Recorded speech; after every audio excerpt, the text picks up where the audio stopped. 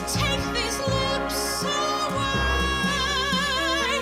that so sweetly were forsworn, and those eyes that break of day, lights that do mislead the morn. Take these lips, take these lips away.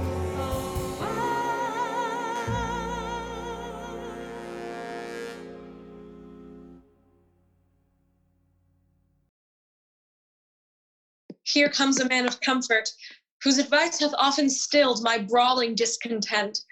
I cry you mercy, sir, and well could wish you had not found me here so musical. Let me excuse me, and believe so.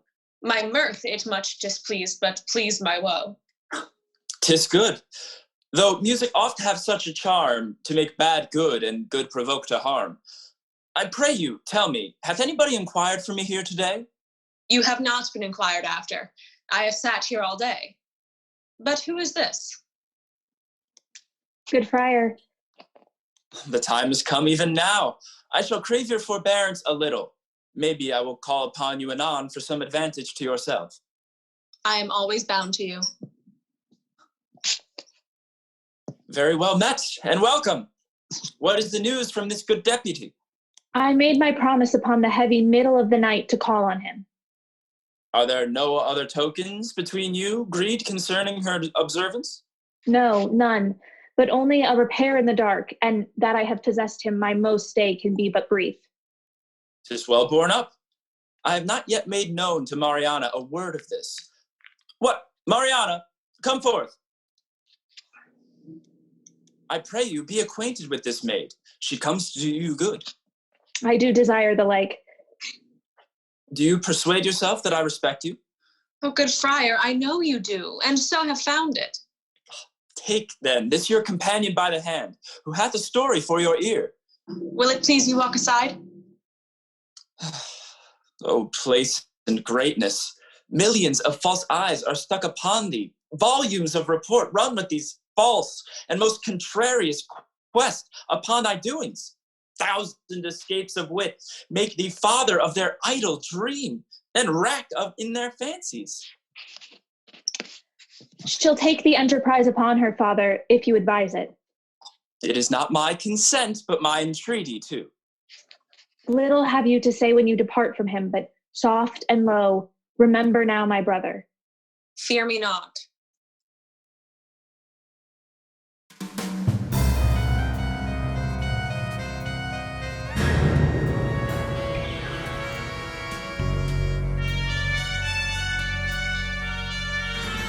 Come hither, Sarah.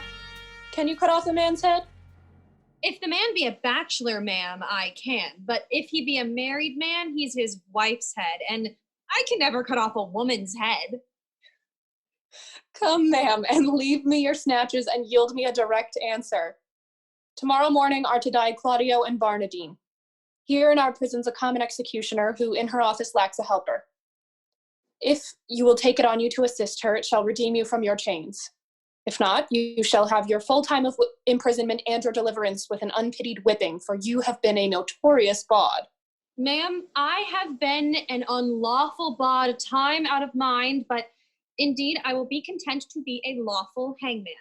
I would be glad to receive some instruction from my fellow prisoner. What ho, abortion? Where's abortion there? Do you call, ma'am? Sarah, here's a fellow will help you tomorrow in your execution. If you think it meet, compound with her by the year and let her abide here with you. If not, use her for the present and dismiss her. She cannot plead her estimation with you. She hath been a bawd. A bawd, ma'am? Fie upon her, she will discredit our mystery. Go to, ma'am, you weigh equally. A feather will turn the scales. Good day. Pray, ma'am, by your good favor, for surely, ma'am, a good favor you have that you have a hanging look. Do you call, ma'am, your occupation a mystery? I, ma'am, a mystery. Painting, ma'am, I have say is a mystery, and your whores, ma'am, being members of my occupation, do prove my occupation a mystery. But what mystery there should be in hanging, if I should be hanged, I could never imagine. Ma'am, it is a mystery. Proof. Every true man's apparel fits your thief. If it be too little for your thief, your true man thinks it big enough. If it be too big for your thief thinks it little enough. So every true man's apparel fits your thief. Are you agreed? Ma'am, I will serve her, for I do find your hangman a more penitent trade than your bawd. She doth oftener ask forgiveness. You, Sarah, provide your block and your axe tomorrow, 4 o'clock.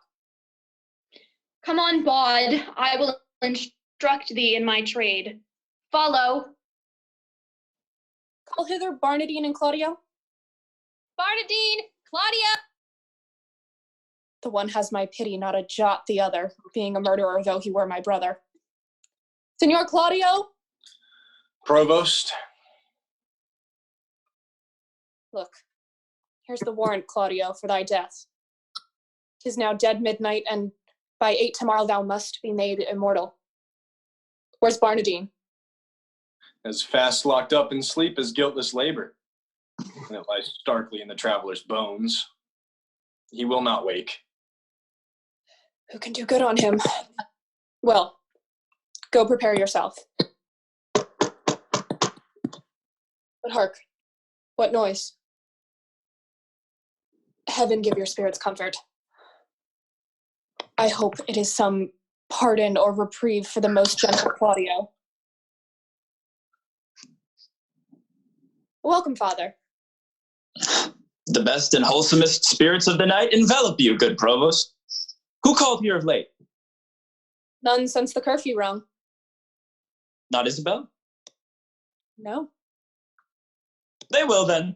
Errant be long. What comfort is for Claudio? There's some in hope. It is a bitter deputy. Not so, not so. As near the dawning, provost, as it is, you shall hear more ere morning. Happily you something know, yet I believe there comes no countermand. No such example have we. Besides, upon the very siege of justice, Lord Angelo hath to the public ear professed the contrary. Good provost, a word. This is from his lordship. And here comes Claudio's pardon. My lord hath sent you this note, and by me this further charge, that you swerve not from the smallest article of it, neither in time, matter, or other circumstance. Good morrow, for as I take it is almost day.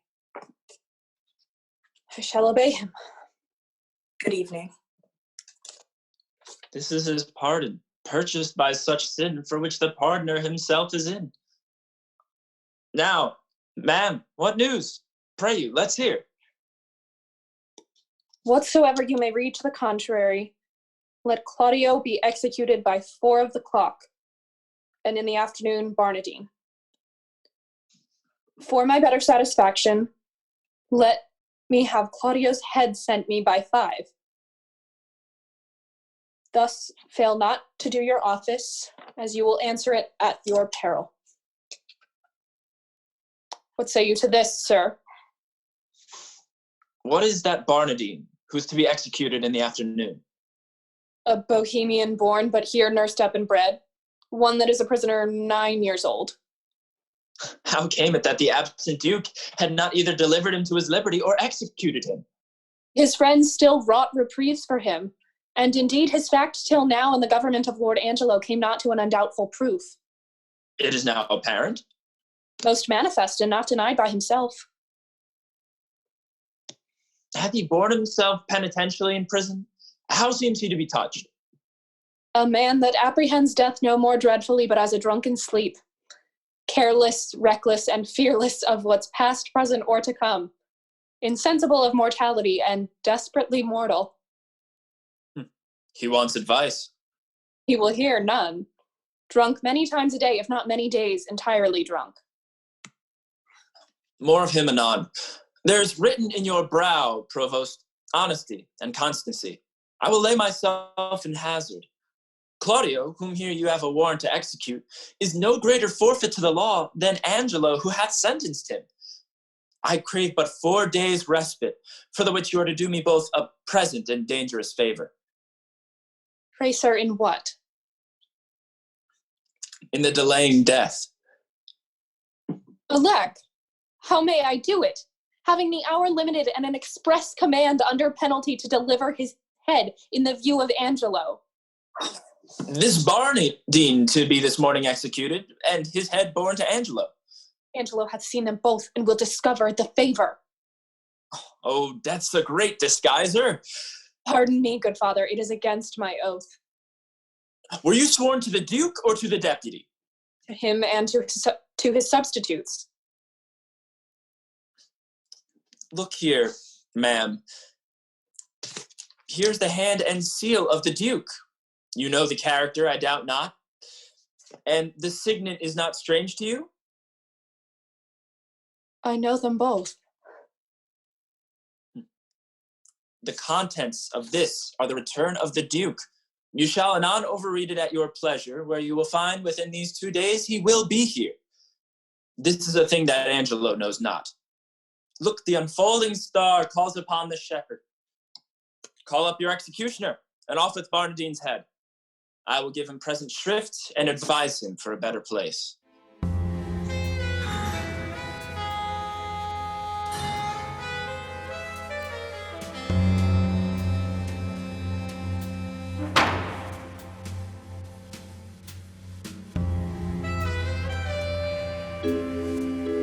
I am as well acquainted here as I was in our house of profession. One would think it were Mistress Overdone's own house, for here be many of her old customers. First, here's young Master Rash. He's in for a commodity of brown paper and old ginger, 69 pounds, of which he made 5 marks ready money. Then is there here one Master Caper. Young Dizzy. And young Master Deepbow. And Master Copperspur. And Master Starvlackey, the rapier and dagger man. And young Drop Air that killed Lusty Pudding. And brave Master Shoetie, the great traveler.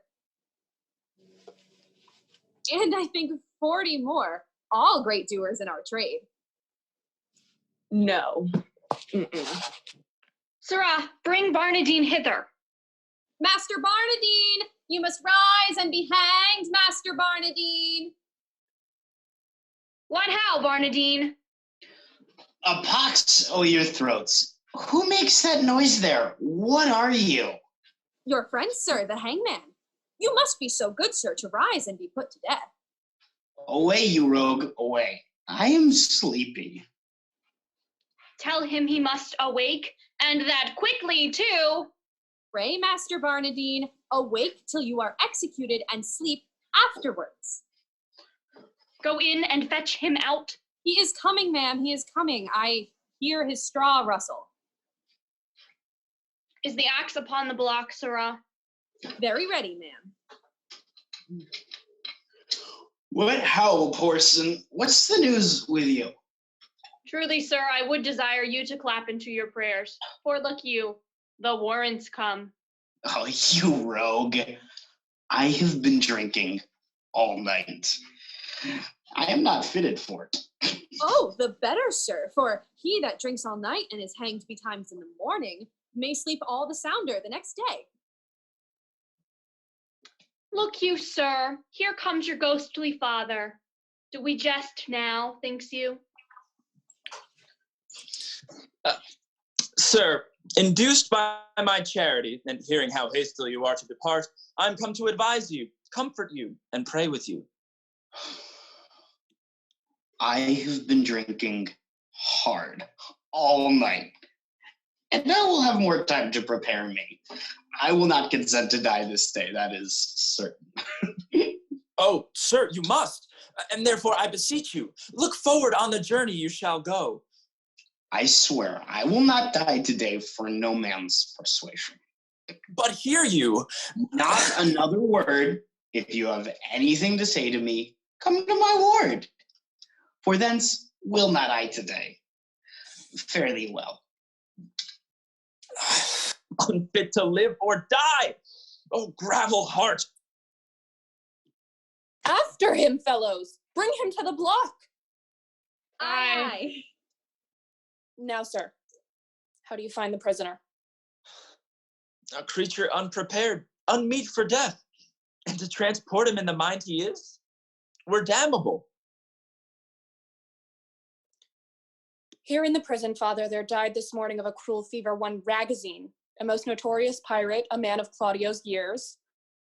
What if we do omit Barnardine till he were well inclined and satisfy the deputy with the visage of Ragozine, more like to Claudio? Oh, 'tis an accident that heaven provides. Dispatch it presently. The hour draws on.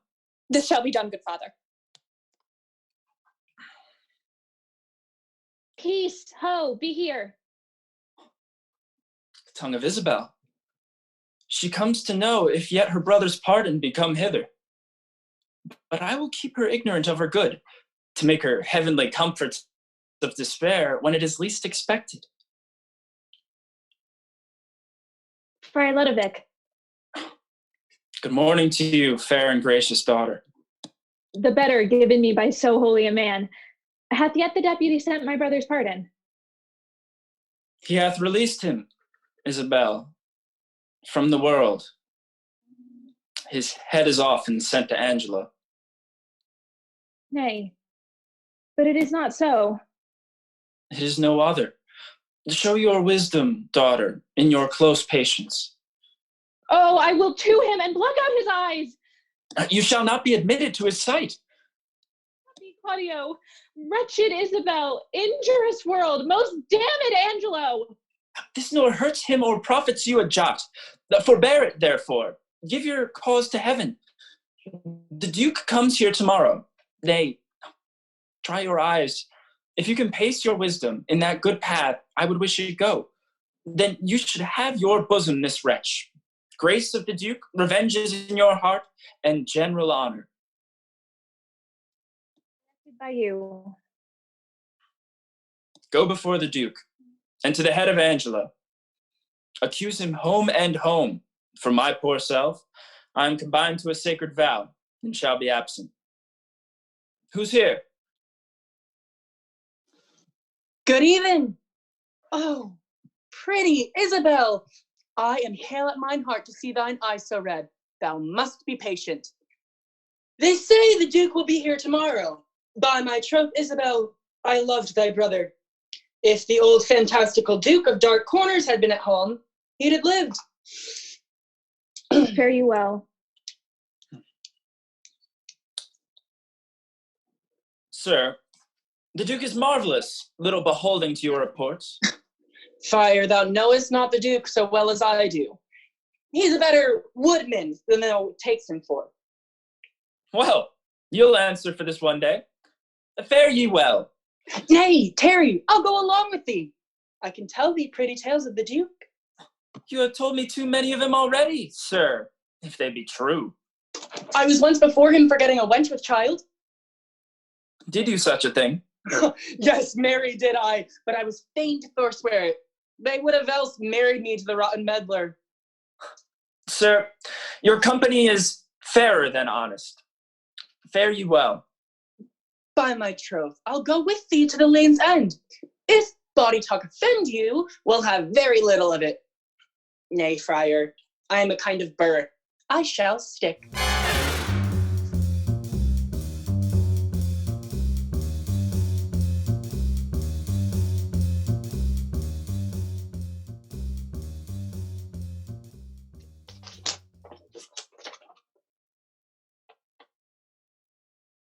Why meet him at the gate and redeliver our authorities there? I guess not. And why should we proclaim it in an hour before his entering, that if any crave redress of injustice, they should exhibit their petitions in the street? Well, he shows his reason for that, to have a dispatch of complaints and to deliver us from devices hereafter, which shall have then no power to stand against us. Well, I beseech you, let it be proclaimed betimes in the morning. I'll call you at your house. I shall, sir. Fare you well. Good night. This deed unshapes me quite, makes me unpregnant and dull to all proceedings, a deflowered maid, and by an eminent body that enforced the law against it. But that her tender shame will not proclaim against her maiden loss, how she might tongue me. Yet reason dares her no, for my authority bears so credent bulk that no particular scandal once can touch, but it confounds the breather. He should have lived. Save that his riotous youth, with dangerous sense, might in the times to come have taken revenge by so receiving a dishonored life, with ransom of such shame. Would yet he had lived. Alack, when once our grace we have forgot, nothing goes right. We would, and we would not.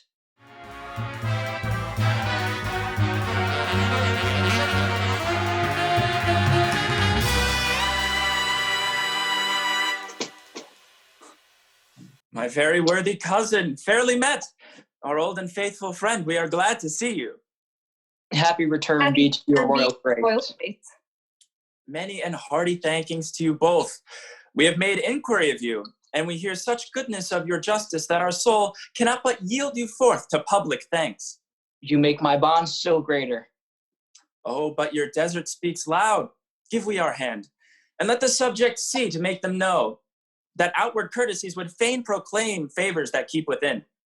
Come, Aeschylus, you must walk by us with our other hand, and good supporters are you. Now is your time. Speak loud and kneel before him. Justice, O royal duke, veil your regard upon a wronged, I would fain have said a maid. O worthy prince, dishonor not your eye by throwing it on any other object till you have heard me in my true complaint and given me justice. Justice, justice. Relate your wrongs. In what, by whom, be brief. Here is Lord Angelo. He shall give you justice. Reveal yourself to him. O worthy duke, you bid me seek redemption of the devil. My lord, her wits, I fear me, are not firm. She hath been a suitor to me for her brother, cut off by course of justice. By course of justice. And she will speak most bitterly and strange. Most strange, but yet most truly will I speak. That Angelo's forsworn, is it not strange? That Angelo's a murderer, it's not strange. That Angelo's an adulterous thief, a hypocrite, a virgin violator, is it not strange and strange? Nay, it is 10 times strange. It is not truer he is Angelo, then this is all as true as strange. Nay, it is 10 times true, for truth is truth to the end of reckoning. The matter, proceed. In brief, to set the needless process by, he would not, but by gift of my chaste body to his concupiscible, intemperate lust, release my brother, and after much debatement, my sisterly remorse confutes mine honor, and I did yield to him. But the next morn betimes his purpose surfeiting, he sends a warrant for my poor brother's head. By heavens, fond wretch, thou know'st not what you speak'st, or else thou art suborned against his honor, in hateful practice. Say by whose advice thou camest here to complain. And is this all? Then, O you blessed ministers above, keep me in patience. Heaven shield your grace from woe, as I thus wronged, hence unbelieved go. I know you'd fain be gone. An officer! My lord? To prison with her. Who knew of your intent and coming hither? One that I were here, Friar Ludovic. A ghostly father belike. Who knows that Ludovic? My lord, I know him. 'Tis a meddling friar. I do not like the man. Had he been lay, my lord, for certain he spake against your grace in your retirement. I swinged him soundly. Words against me? This is a goodly friar belike. And to set on this wretched woman here against our substitute. Let this friar be found. Friar Thomas, know you that Friar Ludovic she speaks of? I know him for a man divine and holy, and on my trust, a man that never yet, as he reports, misreport your grace. My lord, most villainously believe it. Well, he in time may come to clear himself, but at this instant he is sick with a strange fever. Upon his mere request, I came hither to speak as from his mouth. First for this woman, to justify this worthy nobleman so vulgarly and personally accused. Her shall you hear disprove it to her eyes till she herself confess it. Good friar, let's hear it. Do you not smile at this, Lord Angelo? On this I'll be impartial. Be you judge of your own cause. My lords, Is this the witness, friar? First let her show her face, and after speak. pardon, my lord. I will not show my face until my husband bids me. What, are you married? No, my lord. Are you a maid? No, my lord. A widow, then? Neither, my lord. Why, you are nothing, then. Neither maid, widow, nor wife. My lord, she might be a punk, for many of them are neither maid, widow, nor wife. Silence that fellow. I would he had some cause to prattle for himself. Well, my lord. My lord, I do confess I ne'er was married, and I confess besides I am no maid. I have known my husband, yet my husband knows not that he ever knew me. He was drunk then, my lord. It can be no better.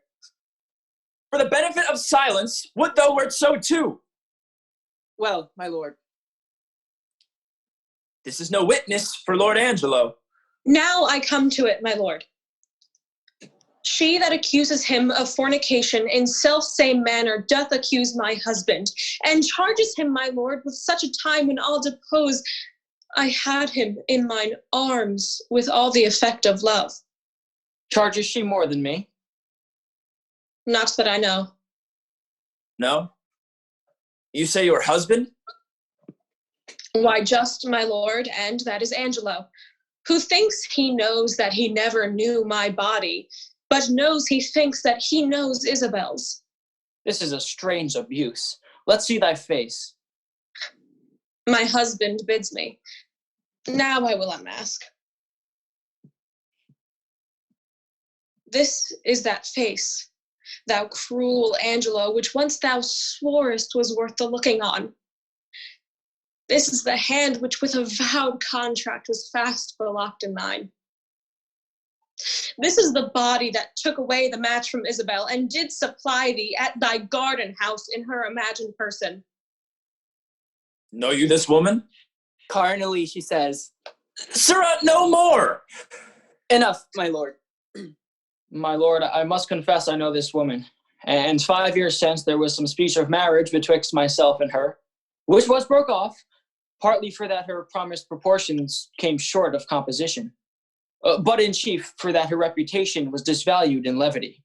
Noble prince, as there comes light from heaven and words from breath, as there is sense in truth and truth in virtue, I am affianced this man's wife as strongly as words could make up vows.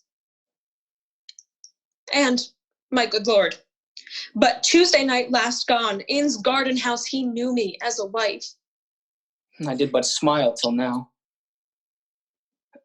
Now, good my lord, give me the scope of justice my patience here is touched. I do perceive these poor, informal women are no more but instruments of some more mightier member that sets them on. Let me have my way, my lord, to find this practice out. Aye, with my heart, and punish them to your height of pleasure. Lady Aeschylus, sit with my cousin. Lend him your kind pains to find out this abuse. Your provost knows the place where he abides, and she may fetch him. Go, do it instantly.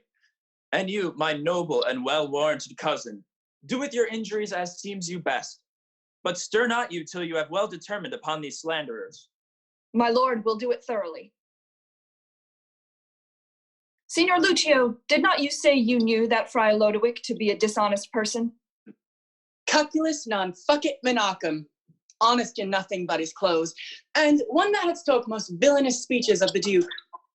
We shall entreat you to abide here till he come and enforce them against him. We shall find this friar a notable fellow. As any in Vienna, on my word. Call that same Isabel here once again. I would speak with her. Your Honor. Pray you, Lord Angelo, give me leave to question. You shall see how I'll handle her. Not better than she by your own report. Say you? Mary, ma'am, I think if you handled her privately, she would sooner confess. Perchance publicly, she'll be ashamed. Friar Lodowick, Your Honor. Your Honor.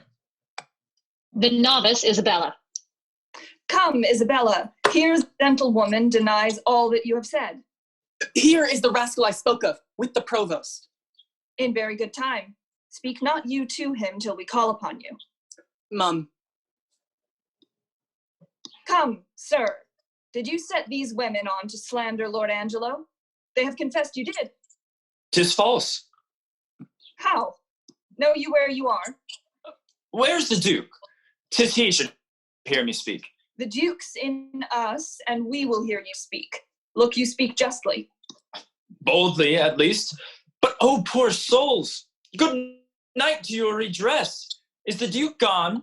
Then is your cause gone too. This is the rascal. This is he I spoke of.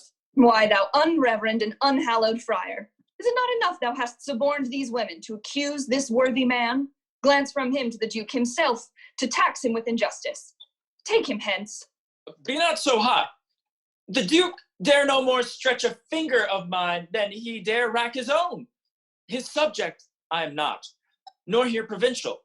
My business in this state made me a looker-on here in Vienna, where I have seen corruption boil and bubble till it overruns Slander to the state. Away with him to prison. What can you vouch against him, Signor Lucio? Is this the man that you did tell us of? 'Tis he, my lord. Come hither, Goodman Baldpate. Do you know me?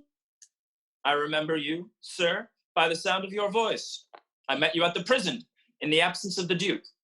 Oh, did you so? And do you remember what you said of the Duke? Most notedly, sir. Do you so, sir?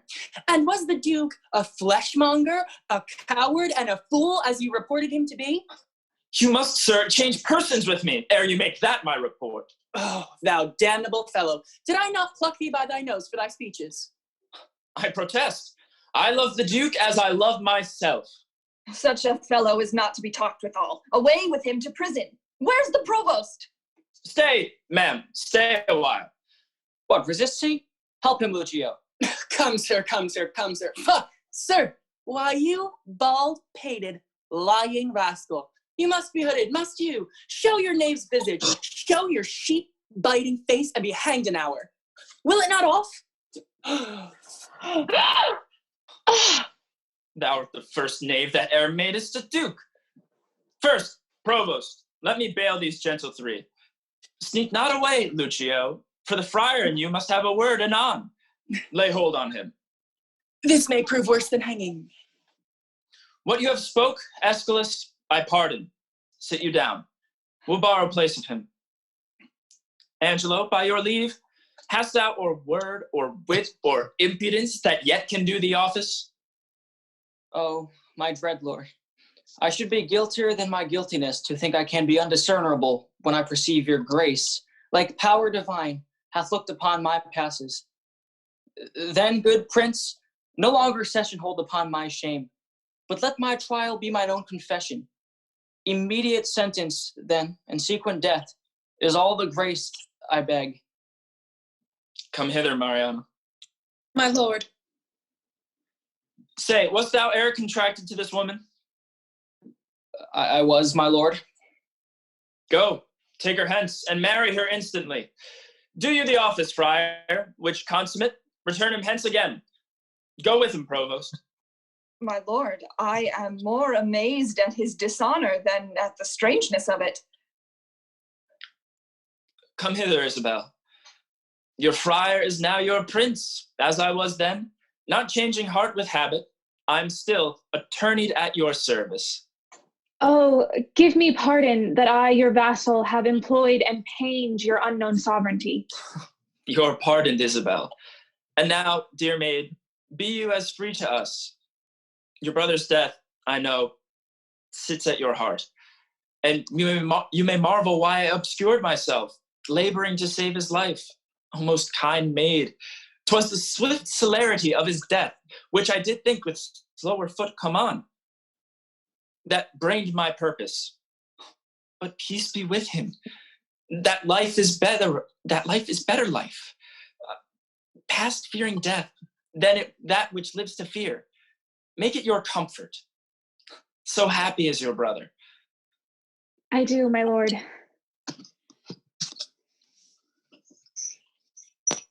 My lord, they are married. For this new married man approaching here, the very mercy of law cries out, and Angelo for Claudio, death for death. Haste still pays haste, and leisure answers leisure. Like doth quite like, and measure still for measure. We do condemn thee to the very block where Claudio stooped to death, and with like haste, away with it. Oh, my most gracious lord, I hope you will not mock me with a husband. It's your husband mocked you with a husband, consenting to the safeguard of your honor. I thought your marriage fit. For his possessions, although by confiscation they are ours, we do instate and whittle you withal to buy a better husband. Oh, my dear lord, I crave no other, nor no better man. Away with him to death. Now, Lucio, to you. Oh, my good lord. Sweet Isabel, take my part. Lend me your knees, and all my life to come, I'll let you all my life to do you service. Against all sense you do importune her. Should she kneel down in mercy at this fact? Her brother's ghost paved bed would break, and take her hence in horror. Isabel, sweet Isabel, do yet but kneel by me. Hold up your hands, say nothing, I'll speak all.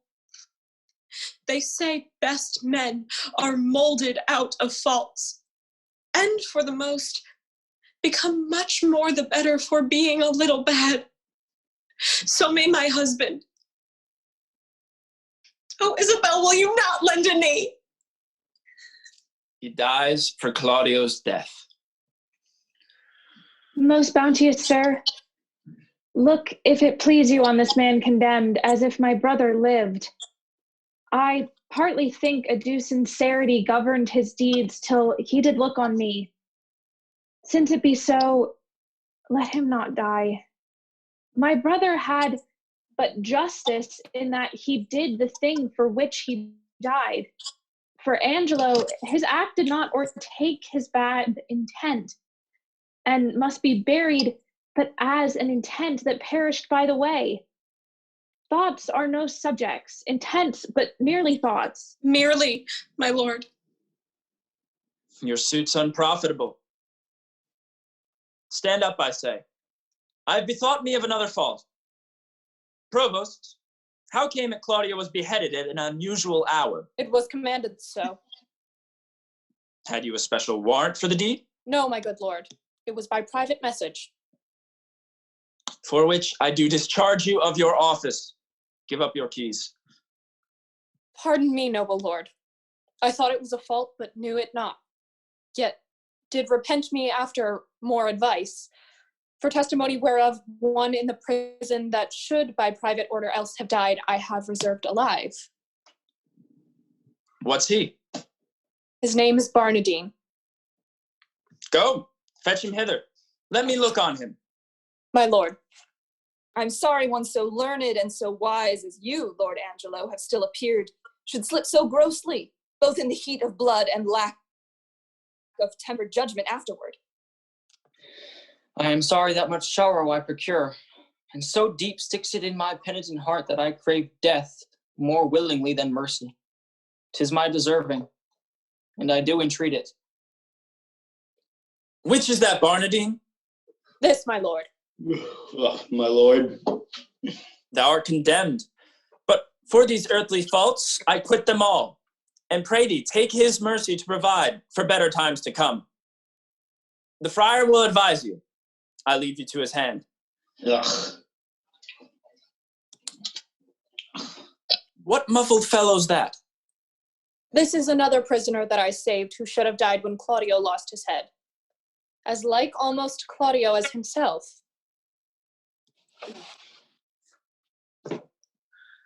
Claudio! Claudio! Juliet! So now I have my own again. Oh, have I caught thee? Oh, my heavenly jewel. Why now let me die, for I have lived long enough. Isabella, if he be like your brother, for his sake, is he pardoned? And for your lovely sake, give me your hand and say you will be mine. He is my brother too, but fitter time for that. By this, Lord Angelo perceives he's safe. Well, Angelo, your evil quits you well. Look that you love your wife, her worth yours. I find an apt remission in myself. And yet, here's one in place I cannot pardon. You, Sirrah, that knew me for a fool, a coward, one of all luxury, an ass, a madman. Wherein have I so deserved of you that you extol me thus? Faith, my lord, I spoke but according to the trick. If you will hang me for it, you may. But I had rather it would please you I might be whipped. Whipped first, sir, and hanged after. Proclaim it, provost, round about the city. If any woman wronged by this lewd fellow, as I have heard him swear himself there's one whom he beget with child, let her appear, and he shall marry her. The nuptial finished, let him be whipped and hanged. I beseech your highness, do not marry me to a whore. Your highness said even now I made you a duke. Good my lord, do not recompense me in making me a cuckold. Upon mine honor, thou shalt marry her. Thy slanders I forgive, and therewithal remit all other forfeits. Marrying a punk, my lord, is pressing to death, whipping, and hanging. Slandering a prince deserves it. She, Claudio, that you wronged, look you to restore. Joy to you, Mariana. Love her, Angelo. Thanks, good friend Aeschylus, for thy much goodness. There's more behind that is more gratulate. Thanks, provost, for thy care and secrecy. We shall employ thee in a worthier place. Forgive her, Angelo, that brought you the head of Ragozine for Claudio's. The offense pardons itself. Dear Isabel, I have a motion much imports your good, wherein if you'll a willing ear incline, what's mine is yours, and what's yours is mine.